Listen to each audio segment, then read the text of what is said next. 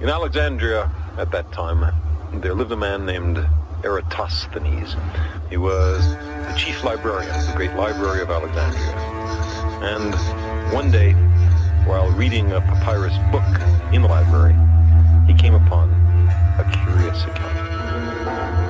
Far to the south, he read, at the frontier outpost of Syene, something notable could be seen on the longest day of the year.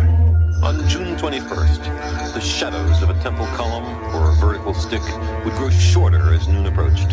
And as the hours crept towards midday, the sun's rays would slither down the sides of a deep well, which on other days would remain in shadow. And then, precisely at noon, columns would cast no shadows, and the sun would shine directly down into the water of the well. At that moment, the sun was exactly overhead. It was an observation that someone else might easily have ignored.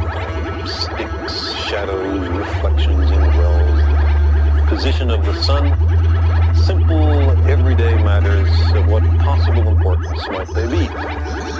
But Eratosthenes was a scientist, and his contemplation of these homely matters changed the world, in a way, made the world. Because Eratosthenes had the presence of mind to experiment, to actually ask whether, back here, near Alexandria, a stick cast a shadow near noon on June the 21st. And it turns out, sticks do. An overly skeptical person might have said that the report from Syene was in error, but it's an absolutely straightforward observation. Why would anyone lie on such a trivial matter? Eratosthenes asked himself how it could be that at the same moment, a stick in Syene would cast no shadow, and a stick in Alexandria would cast a very definite shadow. Now, if at a certain moment, each stick casts no shadow at all, that's perfectly easy to understand, provided the Earth is flat.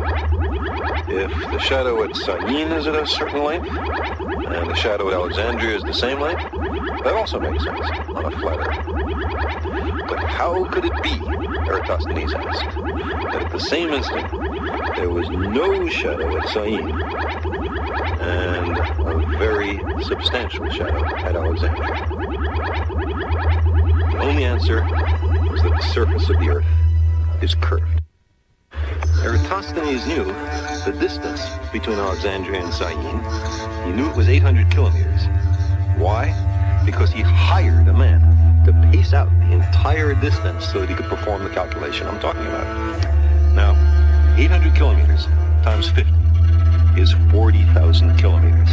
So that must be the circumference of the Earth. That's the right answer. Eratosthenes' only tools were sticks, eyes, feet, and brains, plus a zest for experiment.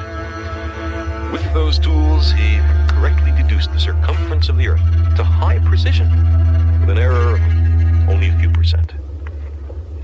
That's pretty good figuring for 2,200 years ago.